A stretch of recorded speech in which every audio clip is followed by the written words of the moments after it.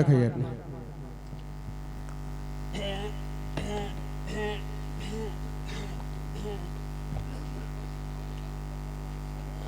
Geeta press Gorakhpur.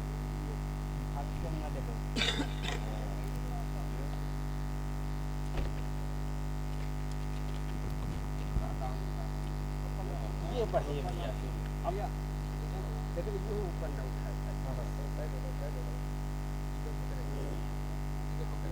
Audio आ जाएगा।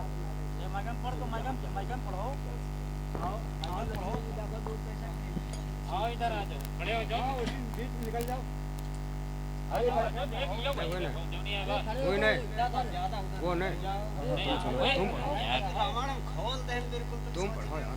अब तुम गाओ एक तरीके से, हम तुम्हारे पढ़ के ऐसे पढ़ो, ऐसे पढ़ा जा तू पढ़ के सुना। रामायण खड़े ऐसे पढ़ कर सुना दावे कि नहीं। हां पर ऐसे पढ़ो। तुम्हें पढ़ दियो, तुम्हारे पढ़े तुम लोग गाओ तो भैया सुनिए, ये से ना,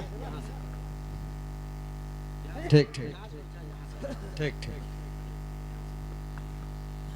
भैया लिखा इसमें, जहाँ भगवान के प्रेमी भक्त एक जगह बैठकर भगवान की चर्चा करते हैं, वहाँ भगवान अवश्य प्रकट होते हैं।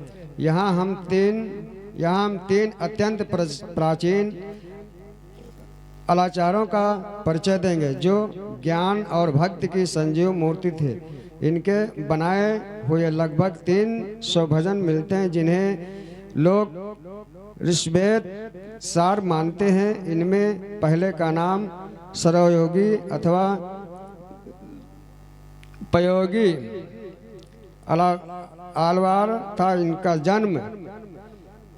इनका जन्म कांची नगरी में हुआ था, जो उन दिनों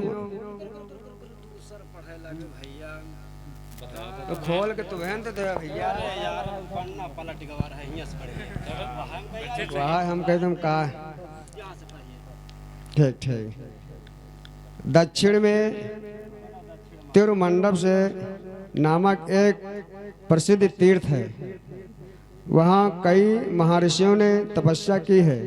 इन्हीं तपस्या में भार्गव नाम के एक महान विष्णु भक्त भी हो गए। इनकी पत्नी का नाम कनकावती था, जो इनकी तपस्या बड़ी सहायता करती थी। इन्हीं भक्तिसार नाम का एक पुत्र प्राप्त हुआ। तिरुमण से उत्पन्न होने के कारण इन्हें लोग तिरुमण अलवार कहने लगे। इनके माता पिता इनको सरकंडकों के वन में छोड़ दिया। हाँ। कहते हैं स्वयं महालक्ष्मी इन्हें अपना दूध पान कराया।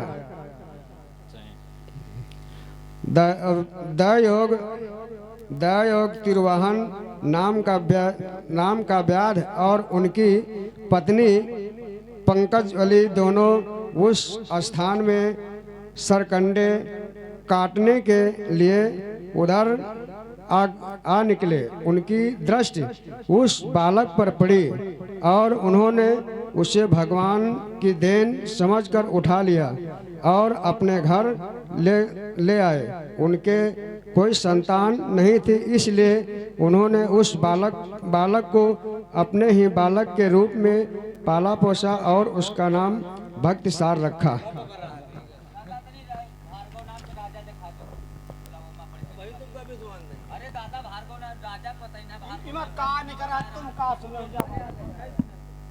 भैया अब बहस करने से कोई मतलब नहीं। जितना इन्होंने गाया उतना रामायण में लिखा है, और गीता प्रेस की रामायण है, कोई लोकल रामायण नहीं।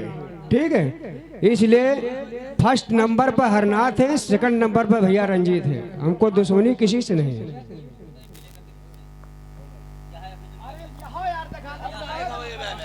और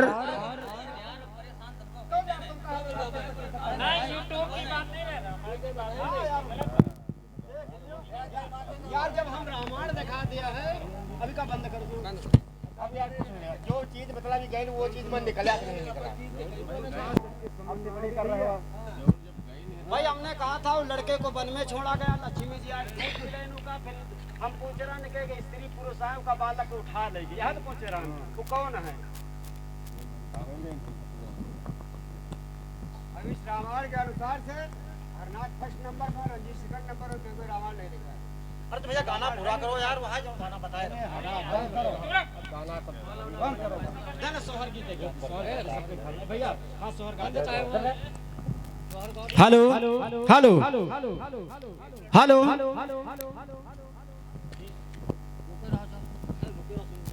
हेलो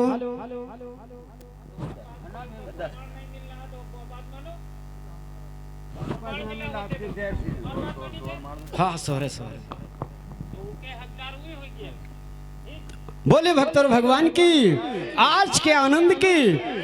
देखिए ये हमारा आज का नियम नहीं, दादा से कितनी बार हमारी मुलाकात हुई। जो ये दादाजी बैठे हैं जो गा रहे थे, नानू दादाजी, हम लोग इनके एक प्रकार के शिष्य हैं, हमारे गुरु समान हैं। और हम लोग झूठी बात नहीं गाते, अगर नहीं मालूम उसका गोल मोल कर दे, लेकिन समाज के अंदर झूठ न बकेबे। सौरन भैया और बड़े अच्छे गायक जाना थे विधवा से नहीं कि यानी हम लोग झूठ नहीं गाते। हम न जाने दूसरे के लिए कितनी बार प्रमाण लेकर के गए।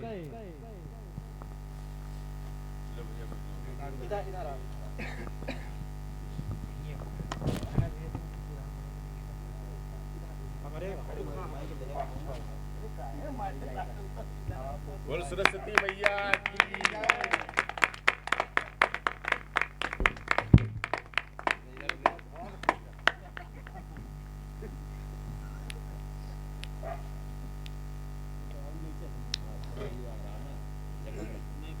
सूरज भैया अब नहीं आए जो खाए खाते आवत रहन जो। हां हेलो बना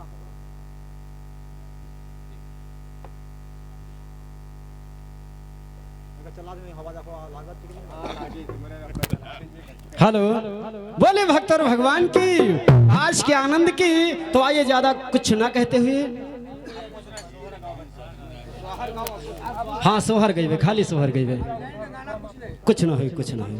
आइए चालू करो भैया। आया हाय बोले सच्चे दरबार की आज के आनंद की, श्रोता सकल समाज की जय। आइए कहना है आय हाय मोरे रामा हो राम। आइए छोटा सा गीत है चलते चलते रोहित भैया आपके लिए कहना है आय हाय किन्ने बुलाता रे ठाड़ी बारी धन होने बुलाता रे, ठाड़ी बारी धन होने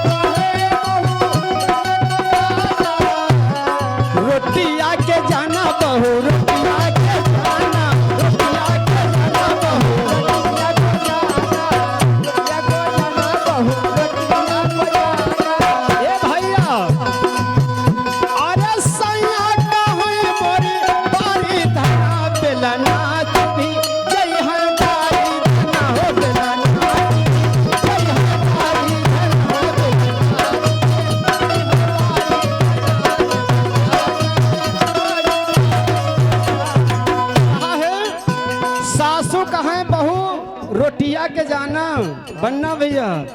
और सैया कहे मोरी बारी धाना कहीं रोटी वोटी के चक्कर में तुम ना पर कहूँ बेलन लग जाए। कहा है सासू कहे बहू पनिया के जाना, सासू कहे बहू सासू कहे बहू ए भैया अरे सैया कहला अजय बाबू अरे सैया कहे मोरी बारी धना रसरी चुभी जय हमारी धना रसरी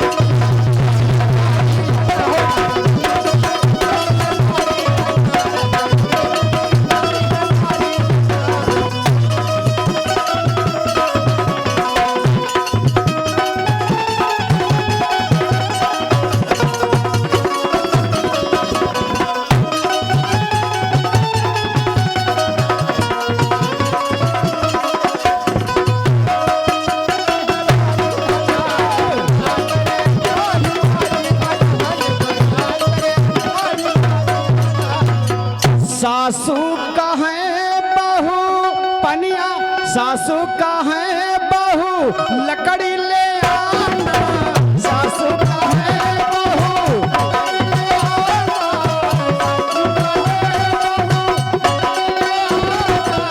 भैया अरे सैया कहे मोरी अरे सैया कहे मोरी बारी धना लकड़ी लकड़ी चुभी जय हमारी धना लकड़ी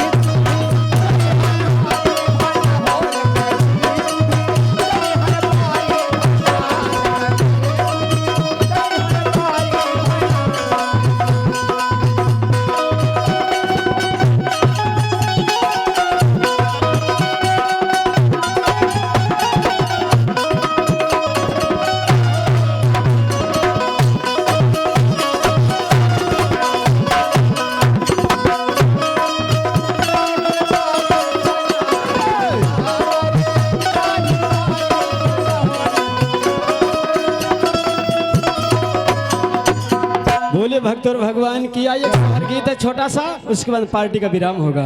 अभी आपका गीत हो जाएगा एक सोहर गीत के बाद। कहना है आए हाय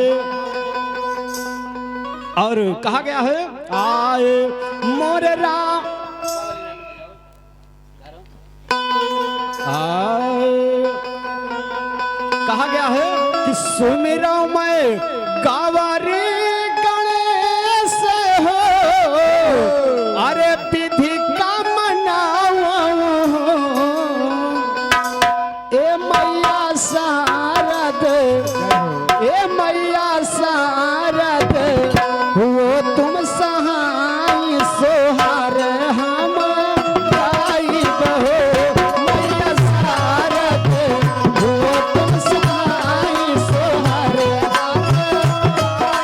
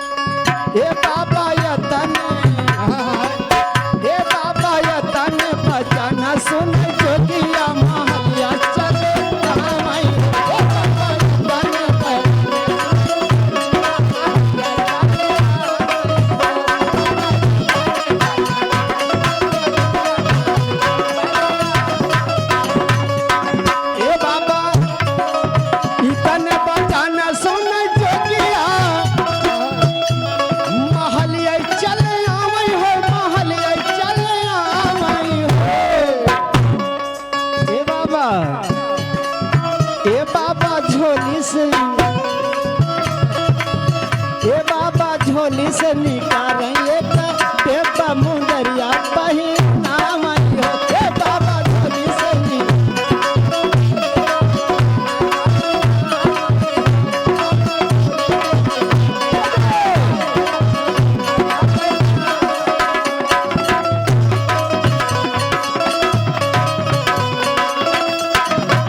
ए बाबा सबैया अंग पहिनावे बाबा सबैया अंग पहिनावे मुंदरिया रही गई बाकी हो मुंदरिया रही गई बाकी हो ए बाबा या हो ए बाबा या हो छगुनिया भर देव बनब तुम्हारी रनिया हो ए बाबा या हो छगुनिया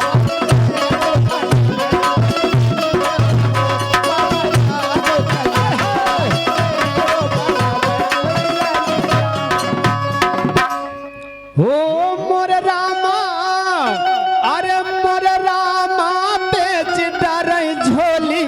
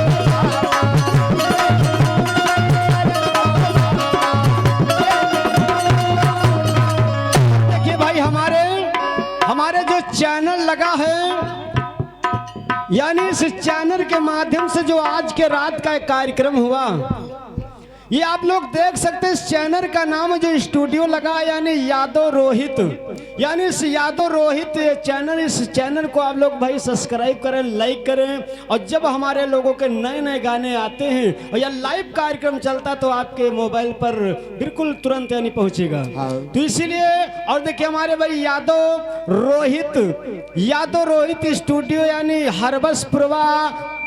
हरबसपुरवा और बिशुनपुर के निवासी हैं, जिनके द्वारा भाई 501 रुपए का उपहार है। भाई बहुत बहुत स्वागत, वंदन अभिनंदन है। बोले भक्त और भगवान की जय।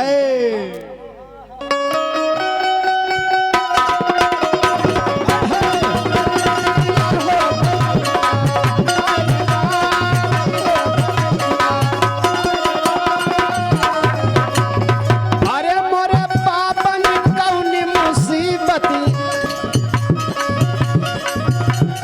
अरे मोरे पापा कौनी मुसीबती, तुम पर परी गई हो पकड़िया, तारे राव हो पकड़िया, तारे राव हो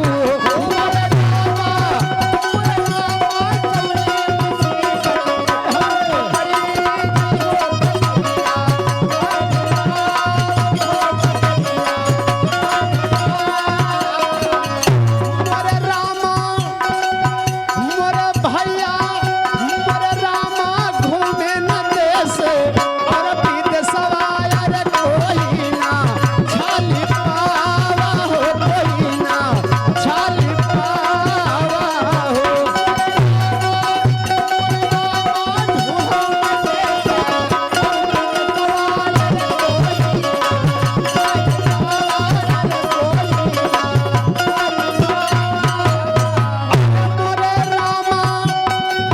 मोरे रामा 16 बरस, ए बाबा, अरे मोरे रामा 16 बरस, कई मेहरिया अरे हमहिन का छाली नहीं गई, हमहिन का छाली नहीं गई हो।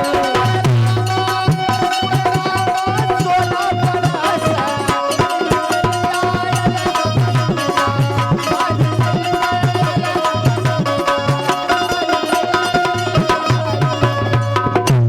अरे मोरे रामा, का करे बाबा बेचारे। अरे मोरे रामा ई तो मंगल सात लोक की हो सबाए, कोई काम आई हो सबाए, कोई काम आई हो। मोरे रामा ई तो मंगल सात लोक की हो सबाए,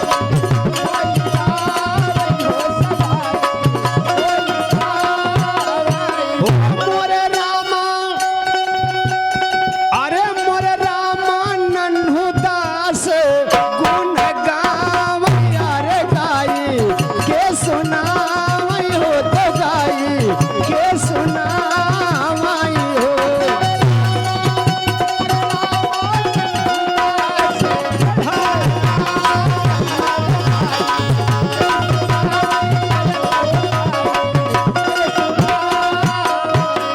बोले भक्त और भगवान की। चलते चलाते एक लाइन का गीत हमारे दादाजी का है, उसके बाद पार्टी का विराम है, बजाइएगा। कहा गया है दादाजी, आय हाय कि दुश्मन मिले सवेरे,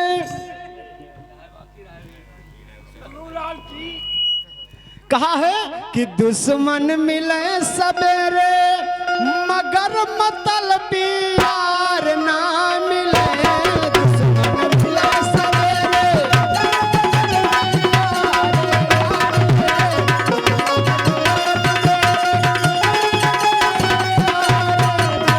ओ यार गद्दार ना मिले।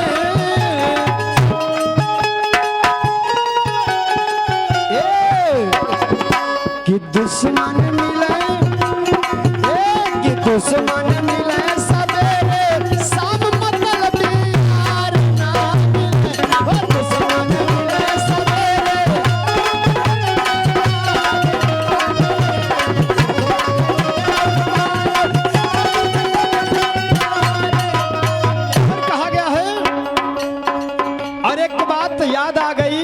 दादाजी एक बात याद आ गई, हमारे रंजीत भैया एक वीडियो में हमने देखा दिनेश भाई से कहना था तो बड़ा भौकाल बनाए, कहा कि तुम्हारी किताब या जो अन्य प्रेस के ना मानी जाए, ये गीता प्रेस दिखाओ,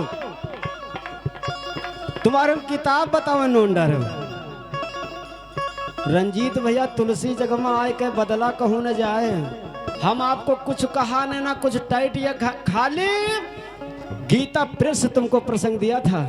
हाँ। इसीलिए कि देखिए भाई गीता प्रेस के कितने बड़े सम्राट आप हो, इसीलिए खाली गीता प्रेस ने हमारे पास सिवाय अन्य प्रेस यानी वारण रामायण जो नहीं तुम रामायण अत्यति निकाल दे रहा हूँ, इतन की रामायण तुमसे बता रहे हैं अलमारी करवा रही है और नवाचक चाहे न चाहे जाऊँ रामायण हुए भैया, लेकिन खाली तुमको गीता प्रेस इसीलिए प्रसंग दिया था कि देखी भाई तुम कितने सम्राट, तो तुम्हारा आज किला टूट गवा। गीता प्रेस वाला कहना है आय हाय कि दुश्मन मिले सवेरे मगर मतलबी यार ना मिले, ओ दुश्मन मिले सवेरे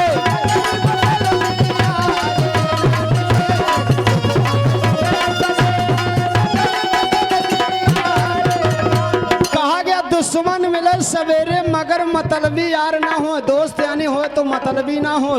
यूं नहीं कि यानी दोस्ती विद के ना हो चाहे कि साथी कह दे चलो भैया आ रहा हूं लौट जाए तुम अकेले यहाँ फंस जाओ चक्कर में यहाँ। तो दुश्मन ठीक है, लेकिन दुश्मन अगर सुबह तुमका मिल गया तो अपन रास्ता चला जाइए और तुम अपन रास्ता चले गए, और कहूँ मतलबी दोस्त मिलेगा सुबेरे सुबेरे तो अपने उल्लू सरवन भैया सिद्ध करी कही यार हम तुमका संजय से ढूंढ इस कहीं क्या बात है, अरे कहीं बात कहता है यार 400 फीट जीन दियो तुम्हारे है सुना, और पहले खूब तारीफ कर दे भाई स्वभाव तुम्हारा बड़ा निक, तुम्हारे लड़कनों को है तिनका स्वभाव, और की बात कही हमका जीन दियो तो कहाँ तुम भैया इनकार कर पाई हो। हाँ बताओ लड़कन तक कहाँ इनकार कर पे हो, और लड़के गवा चीन लेथार के द्वारे कुरई गवा, और जब कुरई गवा तो का माडरी हूँ, तो इसे कहा दुश्मन मिले सवेरे मगर मतलबी यार ना मिले। दोस्त हो तो मतलबी न हो। तो आइए कहना है आय हाय कहा गया है कि पुत्र मिले तो श्रवण जैसा मिले भरत संभाई, पुत्र मिले तो श्रवण जैसा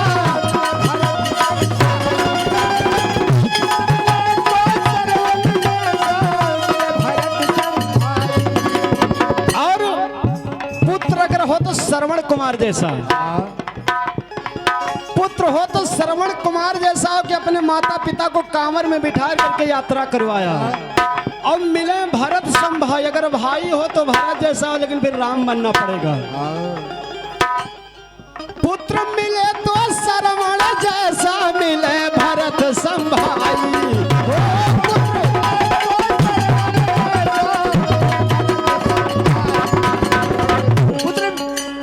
और पिता मिले तो दशरथ जैसा, और यशोदा माई,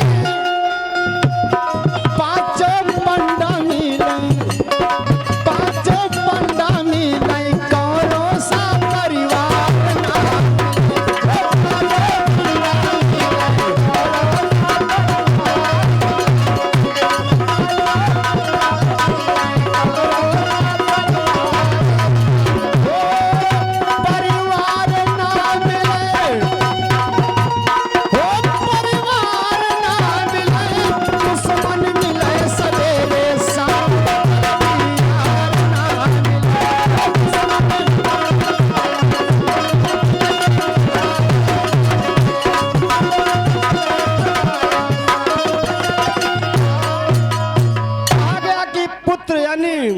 पिता मिले तो दशरथ जैसा और यशोदा माई, माता मिले तो यशोदा जैसी मिलनी चाहिए कि भगवान कन्हैया उनके पुत्र नहीं थे लेकिन अपने पुत्र ज्यादा उनको प्यार दुलार किया, और पांचों पंडा मिले लेकिन कौरों जैसा परिवार ना मिले। घर में भले 5 जने रहो लेकिन कौरों जैसा परिवार ना मिले कि आपसम कट मार के लड़ाई झगड़ा हो के समाप्त हो जाए। रंजीत भैया हाँ तो वो भी तो परिवारों नहीं ठीक है कि लेकिन लख पुत्र सवाव लख नातियों जिनके घर में बरे दिया नबाती, ये भी तिनका परिवार नहीं ठीक होते। तो कवि ने कहा है आय हाय, कहा कि सागर से जा मिले सुराही, बन में मिले बनमाली, ओ सागर से जब मिले सुराही,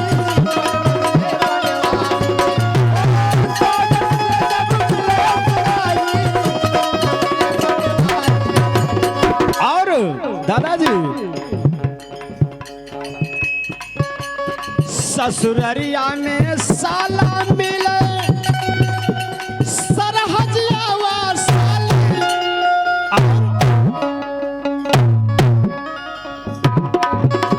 मेहरिया मेहरिया गोरी हो चाहे काली कर कसा नार नान, मेहरिया गोरी हो चाहे काली कर कसा,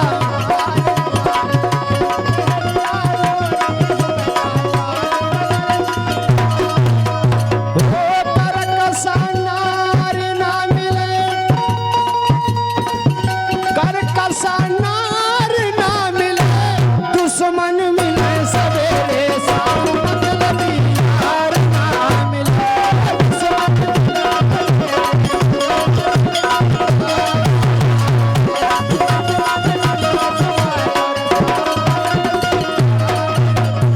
और देखिए समय ज्यादा हो रहा तो अंतिम में कहना है, कहा गया कि ससुररिया सागर से जा मिले सुराही, बन में मिले बनमाली, और ससुररिया में साला मिले और मिले सहली, अब मेहरिया जे बाबू, मेहरिया गोरी हो चाहे काली, लेकिन मकार न मिले। मकार दादा कहे कहती हैं ना ना, यह बात ना है। हमारे में कुछ लोग हैं आई जब मंगर गाग सुबह जाए तो उनके कान में कुचिया शब्दा भी जाती, देखो कत्ती बाढ़ के तो ये भी तिनके ना मिले मेहरिया, हमारी बन में मिले कि सो जाओ तो कम से कम चदरा उड़ा दिन जा कि माछी ना लगे जाग न जाए सब बीती बातें बता। तो कहा है आय हाय, तो बांझिन का यहाँ पुत्र मिले और मिले भक्त का राम,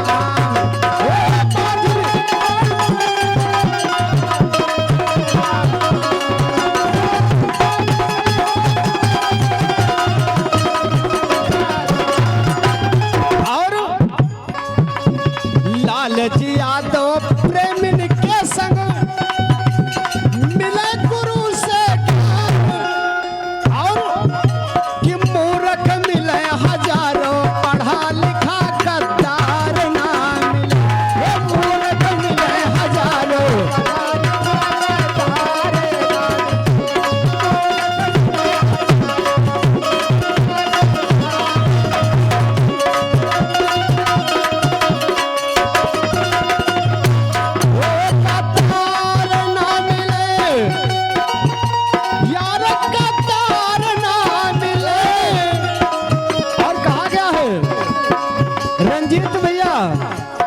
अब गीता प्रेस पर बांट कबो ना लगा कि गीता प्रेस प्रमाण दिखाओ, अब आज तुम कौनो प्रेस नहीं प्रमाण दिखा पाओ, अगर कौनो प्रेस के दिखा दे तू, और वहाँ हम देखली यूट्यूब पर कहा कि यानी गीता प्रेस से दिखाओ प्रमाण, कहा है कि दुश्मन मिले सवेरे मगर मतलबी यार ना मिले, दुश्मन मिले सवेरे,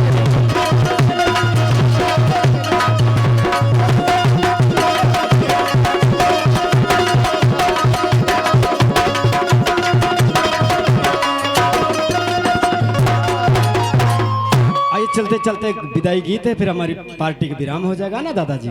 आइए, कहा गया है आहा सबकी सिया रामो हमारी, दादा हो का गुरधनिया ले तो हमारी तरफ से कहना है आय हाय,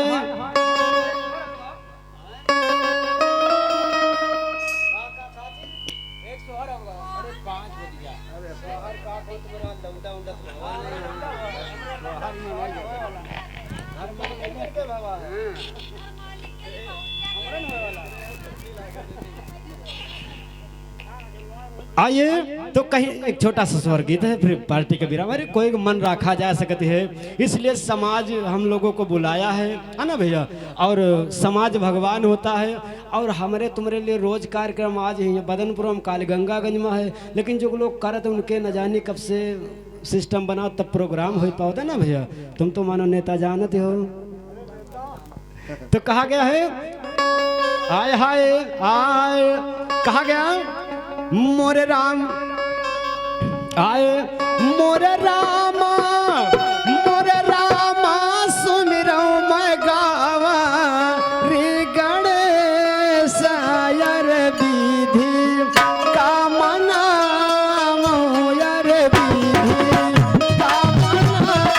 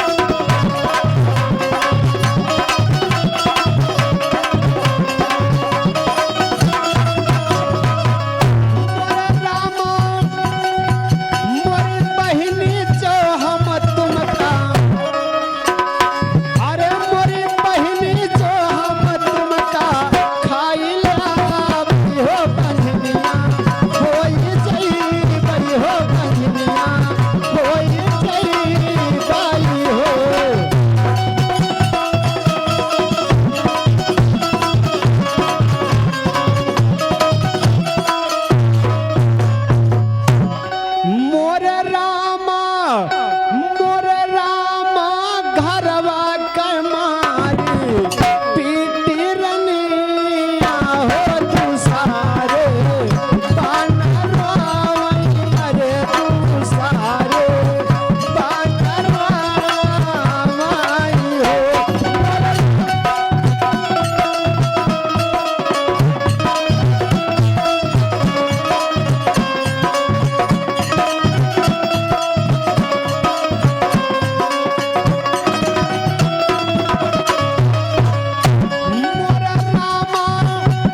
मोर रामा जंगला से निकरी एक जोगिनिया के दुख सुख पूछिया रे दुख सुख पूछिया।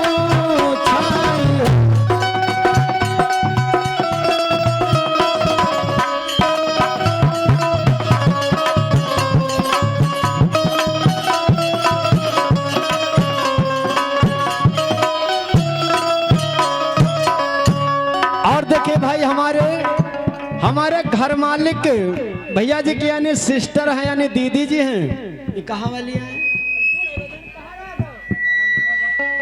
यानी दयाराम पुरवा के निवासी हमारे घर मालिक भैया जी की सिस्टर यानी बहन जी हैं, जिनके द्वारा 50 रुपए का उपहार यानी उनका कहना कि यानी कोई कह रहा था कि हरनाथ आज यहाँ पर हार जाएंगे, तो यानी जब हमारी जीत हो गई पंखा मिल गया तो इस खुशी इस यानी खुशी के ऊपर 50 रुपए का उपहार है सल हमारे लिए भाई हाथों हाथ है। बोले भक्त और भगवान की कहा गया जी जब तक सीधे हैं रवि है ना तो जी के जब तक यानी भगवान की निगाह सीध है तो कहे वाले कौवा कर्रा करे सुखवन सूखा करी बहुत जने मनावत है लेकिन का को हो ही पावत है ना दादा।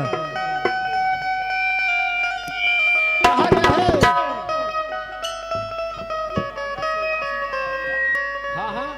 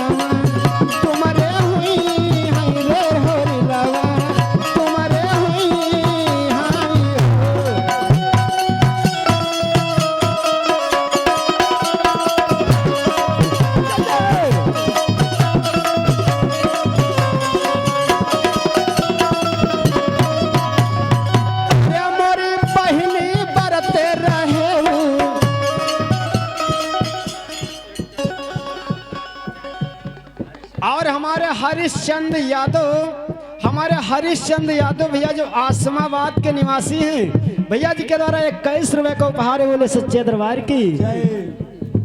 और देखिए हमारे घर मालिक भैया जी का हाथ जोड़ करके निवेदन है कि यानी सभी ग्रामवासियों क्षेत्रवासियों से यानी जहां तक हमारी आवाज पहुंच रही तुम्हारे गांव तक के यानी सभी लोगों से सूचित किया जाता है कि प्रसाद का वितरण हो रहा है और सभी लोग आकर के प्रसाद का जरूर ग्रहण करें, बड़ी ही महान दया होगी। धन्यवाद धन्यवाद धन्यवाद।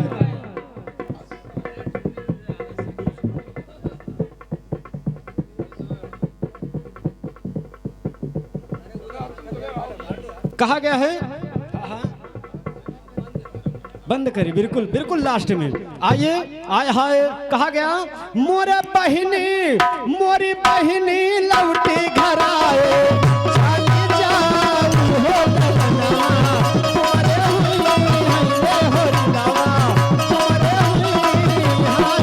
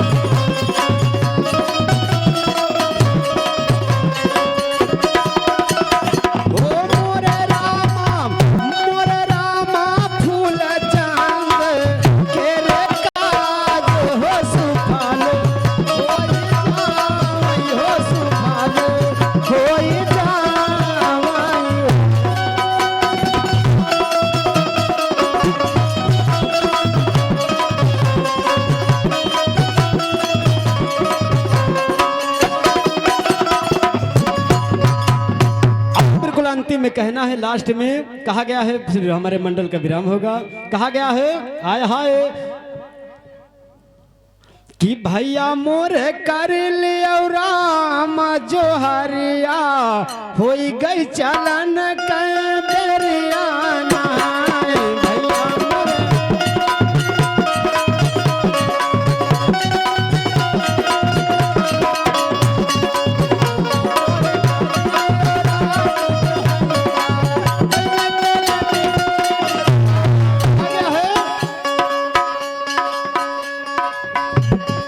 ढोलक मास्टर ढोलक बंद करो, ढोलक मास्टर ढोलक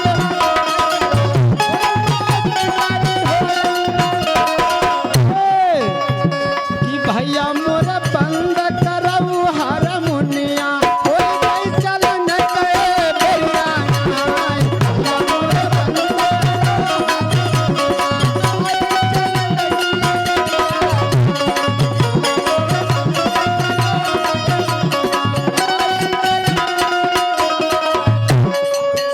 अरे माता पिता घर में रहिया निहार, माता पिता घर में रहिया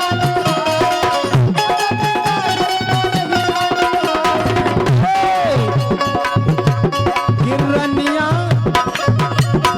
श्रवण भैया नेताजी के भवा गिरनिया बैठी हुई है तेहरिया तिया गुर धनिया नहीं है ना, बैठी हुई है तेहरिया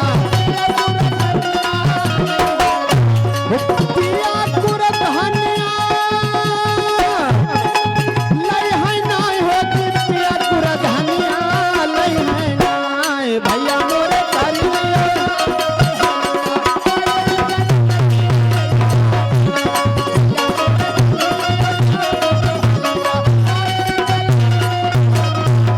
अंतिम लाइन में कहना है, कहा गया श्रवण भैया कि अब तक मिलन था हमारा तुम्हारा, अब तक मिलन था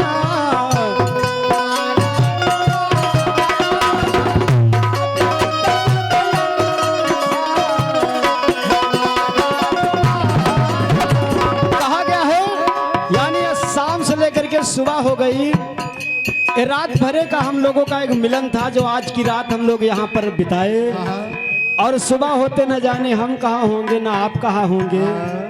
तो एक समय की बात थी जो हम लोग ये रात भरे का समय दिया, तो इसलिए कहा गया और हमारी तरफ से कहना है कि यानी हमारी वाणी से या हमारे बोलने से शब्द से अगर कोई किसी को ठेस पहुंची हो तो उस भाई खता को माफ किया जाए, इसलिए कि रात भर में बोलने में कुछ वर्ड गलत भी निकल सकता है, लेकिन बड़ा विचार करके हम लोग बोले तो जो कुछ हुआ रात भरे के लिए फिर सुबह कुछ नहीं। कहा है अब तक मिलन था हमारा तुम्हारा, अब तक मिलन था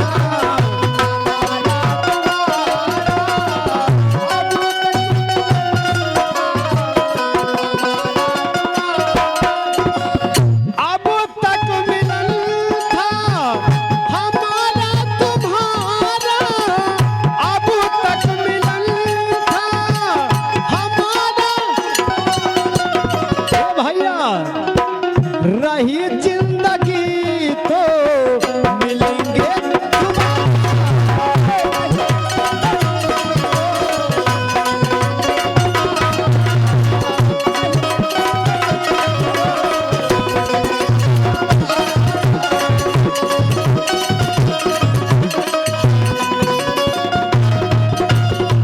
बोले भक्त और भगवान की, आज के आनंद की, श्रोता सकल समाज की, जगह भूमि स्थान की, नगर बस्ती की, स्वर्गीय आत्मा की, घर मालिक भैया की, स्टूडियो वाले रोहित यादव की, साउंड सर्विस की, जय जय श्री राधे।